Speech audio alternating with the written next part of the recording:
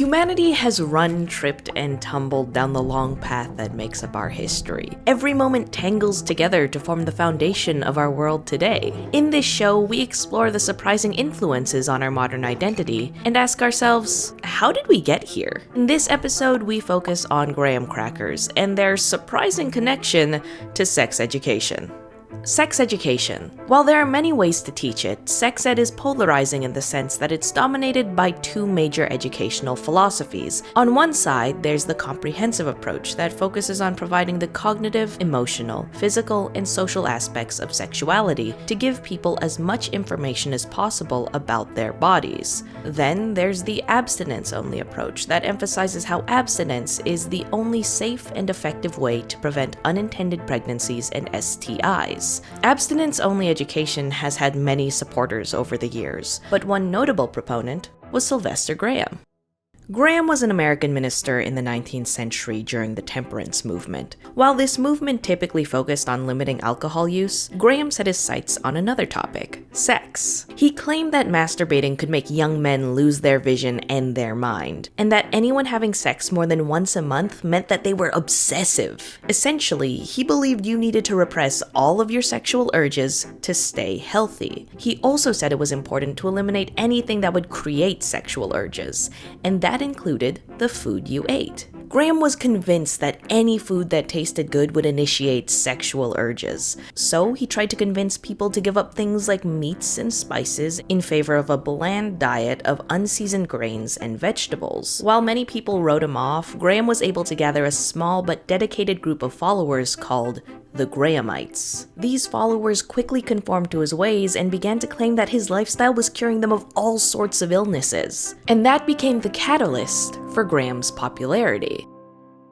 During the 1800s, cholera was sweeping the world and claiming millions of lives, ultimately reaching the United States in 1832. Nowadays, we know what causes cholera, but people back then had no idea, so they were desperate for answers. Enter the Grahamites. One of Graham's restrictions was that Grahamites couldn't eat raw vegetables. So when the Grahamites cooked their vegetables, they unknowingly killed the cholera bacterium, and Graham capitalized on that coincidence. He published a book where he outlined how his lifestyle was the best way to avoid contracting cholera. Basically, that meant to avoid cholera, you had to eat bland, overcooked foods. And since Graham was able to use the Grahamites as proof, people latched onto his ideas. Almost overnight, thousands of people began listening to his teachings, and now that he had a platform, he turned to another one of his priorities: bread. By the time Graham had become popular, commercial bakeries were on the rise. Graham didn't like this. He was adamant that bakeries were using harmful chemicals within their breads, and that white flour was ruining the quality of American bread. He even released a 131-page treatise denouncing it. Graham wanted a flour that followed his diet, so he took it upon himself to solve the problem by creating his own. His Graham flour became the base for Graham bread,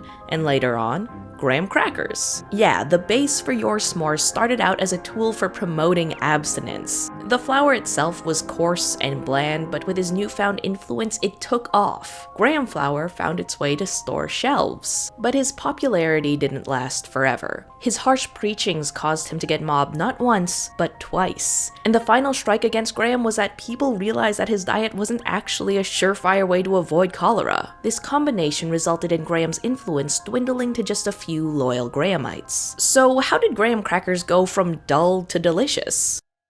Well, it's all thanks to the National Biscuit Company, now known as Nabisco. After Graham died in 1851, his following all but disappeared, but his creations stayed behind. In the late 19th century, Nabisco added its own twist. The company did a complete overhaul of the recipe, adding cinnamon, sugar, and even white flour to their version of the cracker. Soon after, Nabisco's graham cracker became a massive success, so Graham's intentionally bland cracker had been transformed into a sugary, delicious treat, and his original intent of enforcing abstinence through a bland diet was forgotten.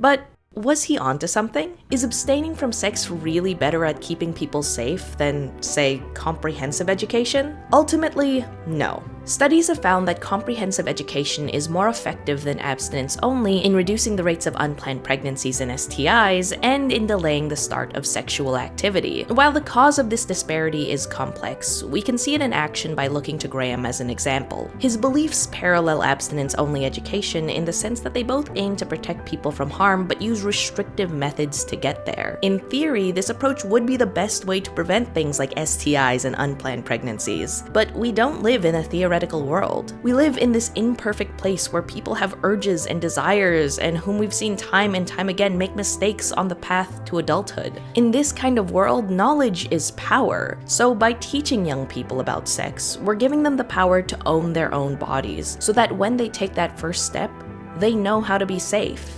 Just like how adding new ingredients made Nabisco's version of graham crackers more popular, we can add new perspectives and topics to our sex ed curriculum, like LGBTQ+ sexual health, to make it truly comprehensive. By adding these topics, we can ensure that young people of all genders and sexualities know about their bodies and their health. By respecting people enough to empower them with this knowledge, we keep them informed, listening, and safe. Because at the end of the day, that's all anyone really wants.